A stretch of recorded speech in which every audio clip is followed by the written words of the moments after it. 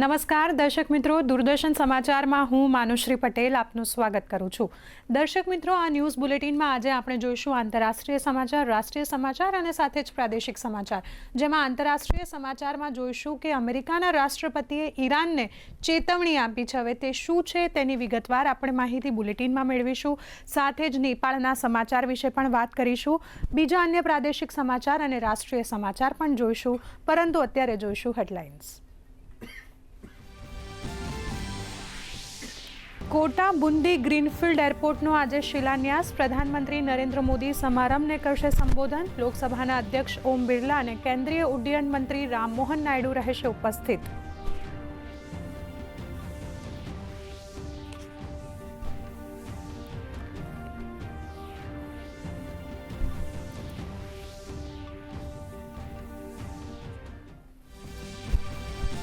પશ્ચિમ બંગાળમાં એસઆઈઆરની પ્રક્રિયામાં વેગ। આજે પહોંચશે ઓડિશા અને ઝારખંડના 200 ન્યાયિક અધિકારીઓ।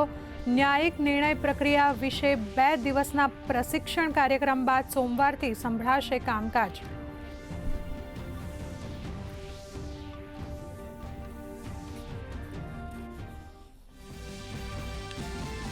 નેપાળની સામાન્ય ચૂંટણીમાં જેન ઝીની સરકાર નિશ્ચિત। બાલેન શાહે પ્રચંડ ઓલીને હરાવ્યા।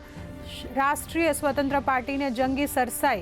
24 બેઠકો ઉપર મેળવી જીત તો 93 બેઠકો ઉપર સરસાઈ।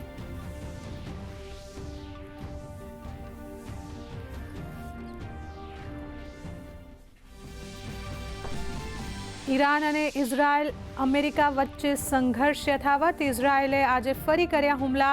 રાષ્ટ્રપતિ ડોનાલ્ડ ટ્રમ્પે ઈરાનને આપી કડક ચેતવણી। કહ્યું, સંઘર્ષનો અંત લાવવા માટે કોઈ પણ શરત વિના આત્મસમર્પણ કરે તહેરાન।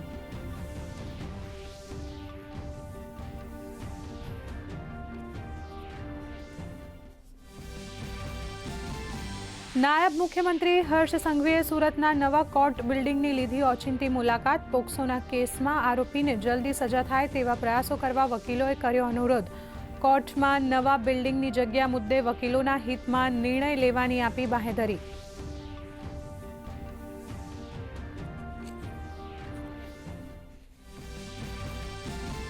પર્થ ટેસ્ટના આજે બીજા દિવસે ઓસ્ટ્રેલિયાને ઝડપથી આઉટ કરવાના ઈરાદા સાથે મેદાન પર ઉતરશે ભારતીય મહિલા ટીમ। પહેલા દિવસે ઓસ્ટ્રેલિયાએ 3 વિકેટ ગુમાવીને કર્યા 97 રન।